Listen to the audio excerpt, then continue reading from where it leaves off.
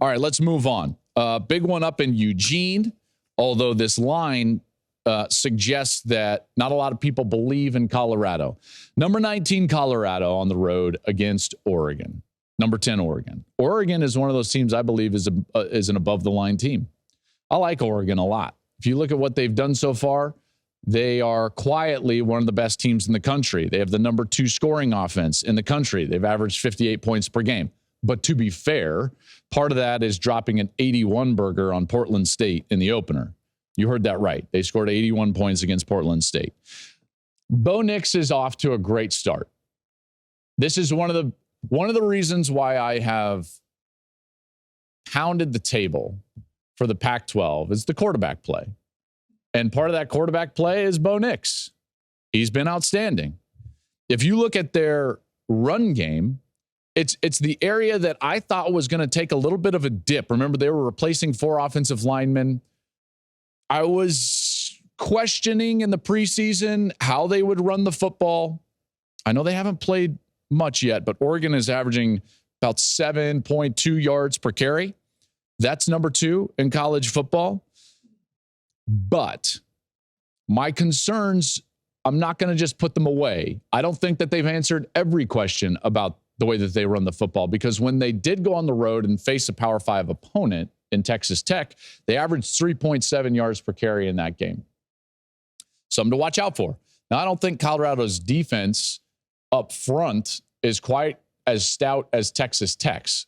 So there's a good chance that Oregon is able to run the football fairly effectively. The offensive line has done a tremendous job of protecting Bo Nix. He's only been sacked 1 time this season. And candidly, I get it why the line is 21.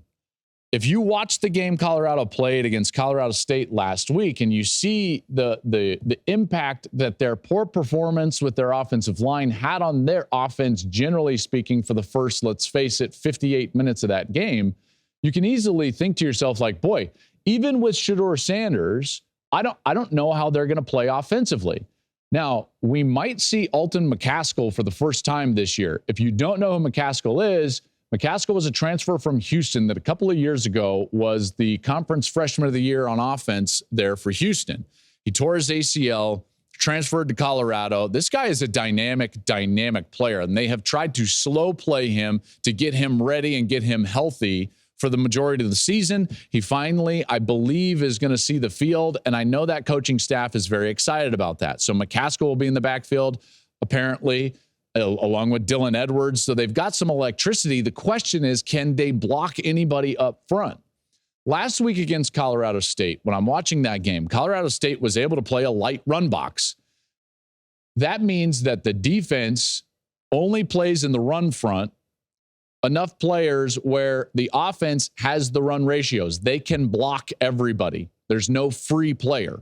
Okay, so the run ratios lie with the offense. If you're able to stop the run, when the run ratios are in the offense's favor, you got something going on defense. And that's what Colorado State did for the most part against Colorado. They've got to find a way to run the football. They've got to find a way to take the pressure off of Shedeur Sanders. I know that there's an immense amount of pressure on Shedeur Sanders, both literally and figuratively. Literally, 15 times he's been sacked in 3 games. That's the most of any Power 5 quarterback. And the run game's only averaging 61 yards. So guess what happens? He's constantly in we have to pass situations. They've thrown the ball more than anybody in college football. They are passing on 67% of their plays. The entire offense is on Shedeur Sanders right now. That has to be remedied at least a little bit. Now, are they ever going to go to 50-50? No, nor should they. And that's not what I'm suggesting. What I'm suggesting, though, is that they've got to put Shedeur in more advantageous spots, situations to throw the ball. You've heard me say it this way time and time again. There is a massive difference, between throwing the ball as an offense and a quarterback when you have to, and throwing the ball as an offense and a quarterback when you want to. You want to sit in that range where, listen, we are attacking and throwing when we want to do it, when we have the advantage, when we can scheme the advantage. And right now, that's not the case with Colorado. Shedeur has played Outstanding football. Outstanding football. He's the most clutch player in the sport up to this moment in the season. What he's done in the fourth quarter is equaled by nobody. He's been the best fourth quarter quarterback in college football so far. The question will remain, can Colorado be close late? Because Oregon is the better team. They're better on the line of scrimmage on both sides of the ball. They can run the football. They can control the clock. And you better believe that that environment is going to be electric, welcoming in Deion Sanders and the Colorado hype train that is the Buffaloes, right? Like, that place is going to be on fire. So you're going to get a really tough road environment to play in against a team that's really good, better than TCU. Now, TCU was also about a 21-point favorite. Colorado pulled the upset. Do we expect Colorado to pull the upset for the second time in 4 weeks as a 21-point dog? Yikes. I don't know. I don't know. I will say this, though. Oregon better be careful about being in a tight game late, because I don't want number 2 walking on the field in a tight game if I'm the opposition. Shedeur will find a way. Sean Lewis will find a way as an offensive coordinator. They have enough talent out there even without Travis Hunter. More on that in a moment. So if I'm Oregon, the pressure is on the Ducks to make sure you have a multiple possession lead late. If you don't, watch out. All bets are off. Because when Shedeur walks onto the field, I'm going to bet on him. Travis Hunter not going to play in this game. I know that it's been all the talk on a lot of shows, and I know that I haven't really touched it. The hit from Henry Blackburn last week on Travis Hunter. I'm going to just kind of bottom line it because, to be quite honest with you, I think anything else is hyperbolic. And I think Travis and Deion have handled it best. Couple of truths about last week's game against Colorado State. Neither coach at any point during the course of the week did anything to lower the temperature in the room.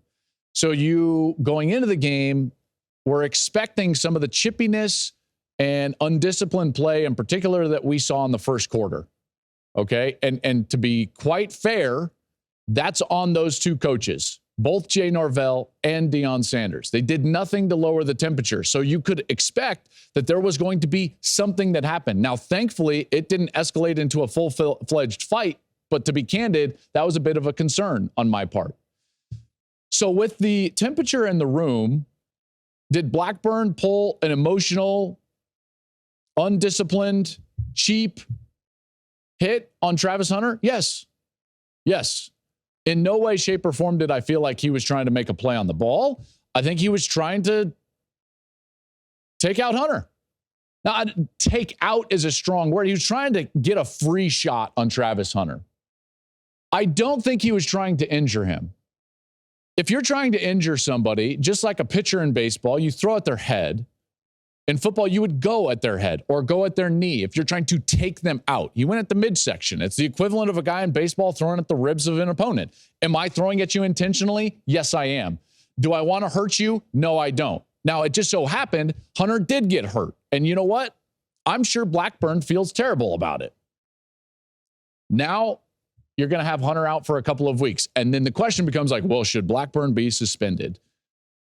I mean, who makes that call? This is the problem with being in college football and not in the NFL.